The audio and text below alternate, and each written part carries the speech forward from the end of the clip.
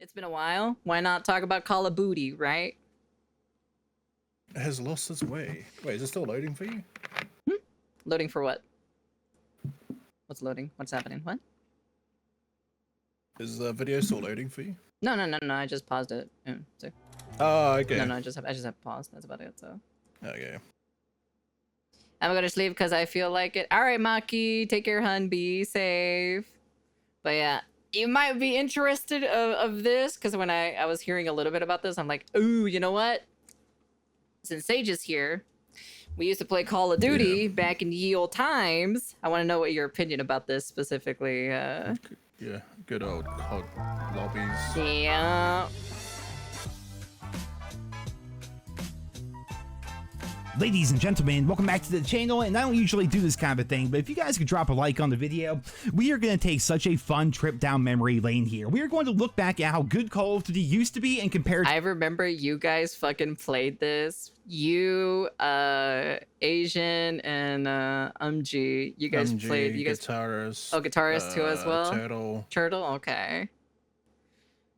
To the current game and see exactly what happened to COD, you know, how Call of Duty has lost its way. And after what felt like an eternity of tech issues, getting everything sorted, my capture card, and this, that, and the other, I was finally able to sit down and properly play Call of Duty World War II.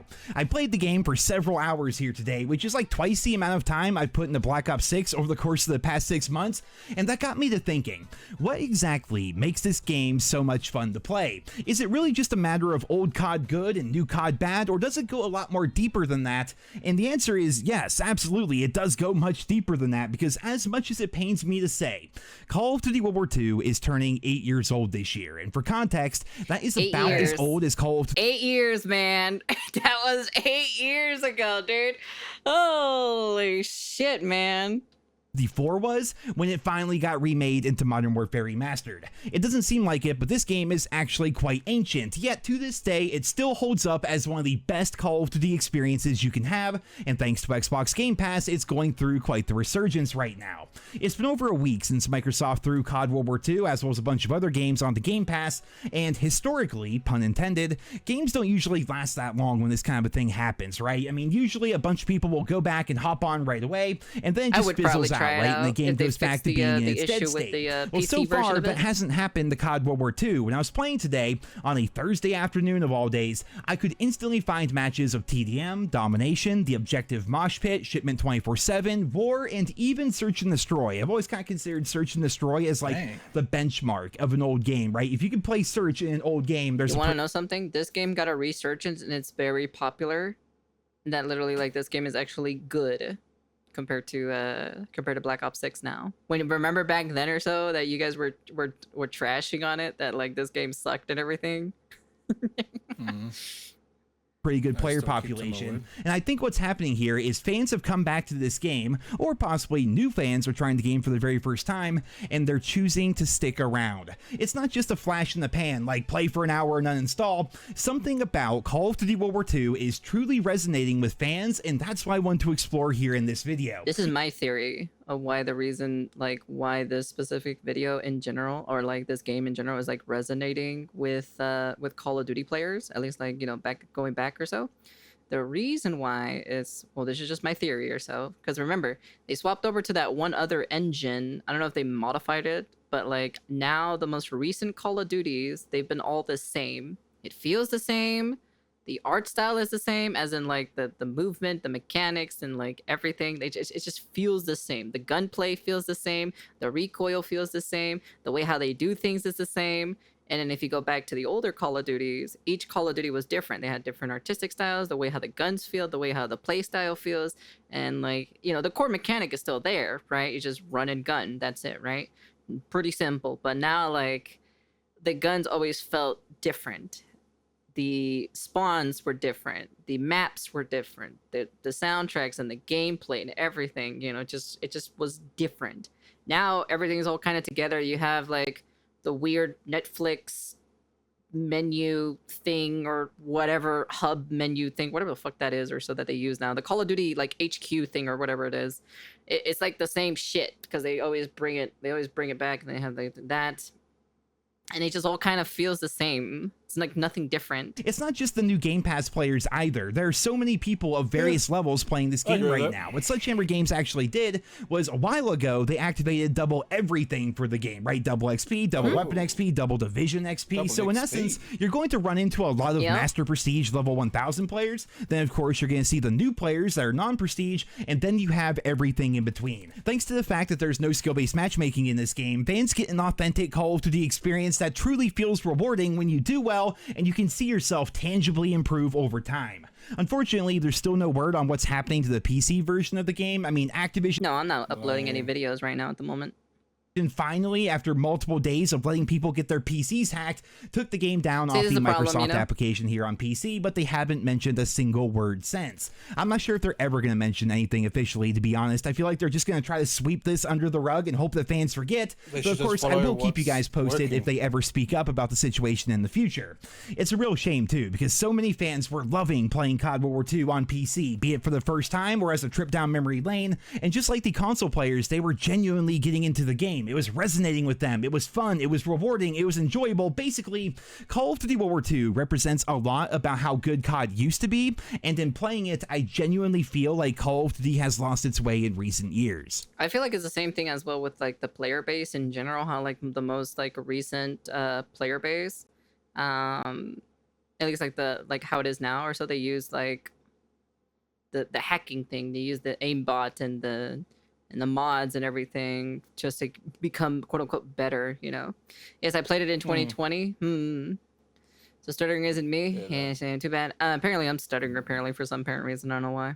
Too bad I'm already an introvert IRL, so I barely even talk to people, not even family, so my social credit doesn't even matter. What? What are you talking about? One of the craziest things about the game is just how hard it is to simply aim. At first, I chalked this up to the field of view being so low on console. I mean, ever since Modern Warfare 2019, we've had FOV sliders in the COD franchise, right? I played 100 FOV for like 6 years now, so to go back to a game like this, it's pretty freaking jarring. But I think the much bigger part is the game has very little in the way of aim assist as compared to the newer games. Now, I'm not one to argue about controllers and aim assist versus keyboard, mouse, and all that stuff. Frankly, I don't really care. Just play the way you want to. But what I will say is, man, I forgot just how much proper aim was required back in the day. Just that aspect alone has been a lot of fun for me personally. I can tangibly feel myself getting better at COD World War II the more I play it, because going back and adjusting to that field of view and adjusting to the aiming and everything, I found myself losing a lot of gunfights that I knew I could have won. I think that's a big reason why fans are enjoying the game again and why they're choosing to stick around. They see themselves getting better, they feel themselves getting better, and without a system like skill-based matchmaking to hamper them and hold them back, the sky is literally the limit when it comes to how good you can be in a game like Call of Duty World War II. I know I've talked about matchmaking countless times here in the channel, but this is exactly what I mean when I say that in newer games, you don't feel yourself improve. Instead, you just have the goalpost constantly being shifted by an AI algorithm designed to suck every last dollar out of your wallet. Newer Call of Duty games feel artificial. They feel fake. It doesn't feel satisfying or rewarding, and Call of Duty World War II is the exact opposite of that. And in fairness, most older Call of Duty games are the exact opposite of that, but I think you guys get what I mean. How can people say that Call of Duty has not lost its way when fans are literally punished for playing the game a lot and getting better at it? Activision cares so much about player retention and their monthly active users, yet they go out of their way at every single turn to try to push people away from their game. They don't do anything unique or interesting anymore to keep players invested. It's just the same old tired formula of copy-pasted events and seasonal updates that rehash old things from older games. I mean, hell, just look at Season 4 Reloaded, the most recent update within Black Ops 6, and you'll see exactly what I mean. That update is so devoid of content and character, it's just freaking embarrassing, frankly. We can even compare events, and mind you, Call of Duty World War II is about to be an 8-year-old game. That is freaking ancient in video game standards, but around this time of the year, back in the day, they released Call of Duty Days of Summer for this game. Well, what did that update bring? Well, strap in, there's a whole lot to go over here.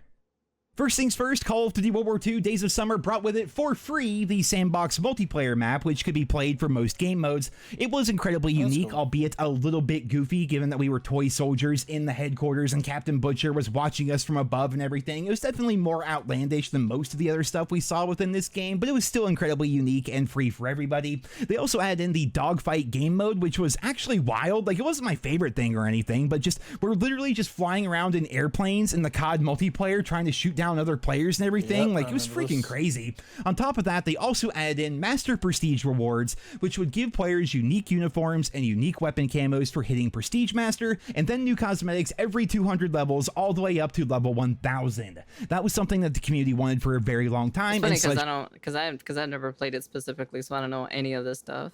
Sledgehammer Games came through for us that was during the rad. Days of Summer update. On top of that, we had new 600 collections and to something. unlock, 6 of them in total, all of which could be earned for free by playing the game. You look at Black Ops 6 and their summer event, if you can even call it that. Like, I don't want to call this a summer Yeah, I event, still but it's play the it only event sometimes. we're You getting do? throughout the entire summer, so I guess we're just going to have to deal with it.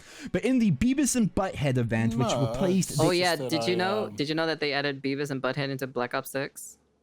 Oh, did they? Yeah. Days of Summer, which, oh my god, that hurts even to say. We can There earn it is. without paying money 2 cartoon operators, a shotgun secondary, a melee weapon, and then like a sticker and an emblem or something like that. Like, that's literally it for the entire summer, as compared to COD WWII, where we could earn so many things. Like, in terms of things you could earn for free by playing or unlock instantly if you already saved up a bunch of armory credits, you could end up unlocking a new submachine gun, a new assault rifle, a new sniper rifle, 11 soldier outfits, 4 head customizations, a summer-themed weapon camo, 4 emotes, Damn. 5 weapon charms, countless emblems, countless calling cards, and everything else. And then on top of that, there were even 5 different community challenges for us to complete, which would give us yet more weapon camos, weapon blueprints, character customization pieces, and much more. Activision wants to talk about player retention. Well, just look how good we had it 8 years ago. There was a reason to sign into the game back in the day, and then you compare that to now. They put in 1/10 the effort these days, and they expect fans to thank them for it, and it's no wonder why Black Ops 6 fell off so badly, and it's also no wonder why people are absolutely loving going back to a game like Call of Duty World War II as of I think the problem is with Black Ops 6 in general is because they decided to cater the short attention span. So like now every single map is only like small to medium size. There's not even any large maps in that game whatsoever. And they still have not added any. recently. Now, speaking on the idea of player retention, and this may actually blow some of your minds, I had more to do today on this 8-year-old video game than I have to do in a game like Black Ops 6, despite the fact that I barely touched that game at all in the past 8 months. Just today, I unlocked a new submachine gun and a really nice looking weapon camo for all my submachine guns, and there's still so much more for me to grind for. I'm still missing something like 4 assault rifles, 3 SMGs, 2 LMGs, and a sniper rifle, all of which have a direct path to unlock, which have unique challenges and things to try out and grind towards. You compare that to Black Ops 6, the latest and greatest COD game, and once again, I haven't played more than a few hours in that game over the course of the past 8 months, and all I have to work for in that game is 1 sniper rifle and 2 kill streaks that will not be a factor whatsoever, because in my skill-based matchmaking bracket, literally nobody calls in anything higher than a UAV or a counter UAV. I can't even tell you the last time I saw a helicopter up in the sky, for crying out loud. That's how thick the matchmaking is, and that's how sweaty everything is. When you boot up a game like Call of Duty World War II and you enter the headquarters, you see all the fresh faces, you see all the returning veterans, and then you see what's on the schedule today. You head over to the mailbox and grab your payroll, which refreshes every couple of hours. That thing is pretty you cool, then go though. talk to the Thick Master. The whole headquarter or master place or so, where you can actually like interact with other people. I think And that's see pretty what cool. contracts are available today, and look at that, the Irma I actually have to submachine load the gun. That's game one of back the up again. 20-something different SMGs in this game, and I haven't unlocked it yet, so I guess I'm going to go ahead and get Maybe my later on in 15 the future. I SMG don't mind picking it headshots and back up get again. myself a brand new gun. Or just While I'm playing at it it, for the let's first grab time, a few more actually. contracts to unlock some supply drops, and don't worry, I will be talking about supply drops here in just a little bit. Heading over to Major Howard, I pick up a few new orders. Sometimes you can find really unique weapon blueprints in here, but today it looks like mostly XP, armory credits, and supply drops and things like that, which is okay. And now that I have everything picked up, I have challenges to get tons of kills and domination, get headshots on SMGs to get a brand new SMG for myself. I can go get kills with rifles, capture flags and domination, finish team deathmatch with a positive kill death ratio, grab tags and kill confirmed. All of these different things, man. And keep in mind, all of this is on top of everything that Black Ops 6 has. Like, while I'm doing all of this new stuff here to unlock new guns and supply drops and XP and armory credits and everything else, there's still the mastery camo grind. Like, Black Ops 6 hasn't changed that whatsoever, so you still have the same mastery camo grind that you have in a game like like Black Ops 6. And in fact, the mastery camo grind is actually better in World War II because there's more to grind for. Like, you remember those old camos like Obsidian and like those extra mastery camos? World War II has all of that. So even if you get chrome on everything, there's still more to grind for if you want to, man. It's freaking crazy. You then have master prestige rewards. And I will say, I do like the prestige rewards that Black Ops 6 has. I mean, getting new stuff every couple of levels on your way up to prestige master was very nice.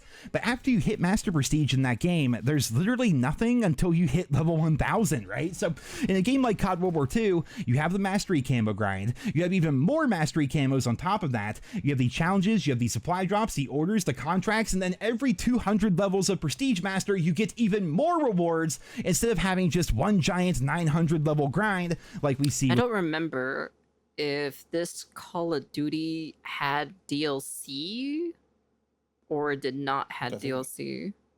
Didn't have any, I don't think. No, it didn't? Okay. Because I remember, I don't think so. Because I don't remember what was the last Call of Duty when they stopped making like stop doing the DLC, the seasonal DLC stuff. Within Black Ops 6. It's freaking crazy, man. This game has so much for you to do, and all the while you're playing on these iconic World War II themed maps, all of which are much better than the launch maps of Black Ops 6. You have absolutely no skill-based matchmaking to hold you back. There is very little in the way of aim assist, so the better you get, the better you do. And that's not to mention the like 70 to 100 different guns in this game, the 20 to 30 maps, the war mode, the divisions system that got completely overhauled to be much better, all the game modes, all the kill streaks, all the everything, man. Like, Call of Duty World War II may have not been the highest regarded game during its prime, but when compared to the garbage that we see today, COD World War II is an absolute masterclass in how Call of Duty should be handled. When you compare it to a game like Black Ops 6, which had like 10 times the budget, 40 times the developers, an extra 8 years for those developers to learn from, it's actually freaking embarrassing. Like, we talk about it a lot here on the channel, but Call of Duty has absolutely lost its way, and we have nobody to blame except for Activision. Now, I'm sure throughout this entire video, a lot of you guys have been waiting for me to talk about supply drops and everything, and I'll be the first person to say that supply drops in general were not an amazing idea for the COD franchise. Yeah. In fact, sometimes they were downright predatory, sometimes they were downright terrible, but what you see in a game like COD World War II is a pretty good version of that system. Is it perfect? Absolutely not, but what it does do is it gives fans the ability to earn a bunch of things in the game by playing it as compared to spending a bunch of money on the game. If you're somebody who purchased Black Ops 6, or hell, maybe you're just somebody who has Game Pass and therefore he didn't spend a single red cent on Black Ops 6, if you refuse to spend money on the game post-launch, you get virtually nothing. I mean, you'll get the new guns maybe eventually when they come out, the new maps, of course, when they come out, but just look at the shop and look at all the other crazy bullshit that's in the game. You earn virtually nothing in the game by grinding it. It's all just about the shop anymore, right? At least in a game like COD World War II, yes, supply drops were in there, but with the armory credit system and how all of that worked, you could eventually earn most things, if not every single thing in the game, without spending a single dime. What you guys are watching here are all the different collections I personally finished. I didn't even play this game like a ridiculous amount. I have like 12 days of playtime or something like that. Like, I didn't play the game as much as some people, and I still unlocked so freaking much stuff. Like, the amount of content you would get in this game just by playing was freaking insane, which is but I don't approve about the loot box in general when it comes to when it came to Call of Duty. I hated it because like they always put the weapon in the loot box and you have to pull the the DLC weapon from it. But in order for you to do it, either you spend money or get really, really, really lucky for you to pull it out.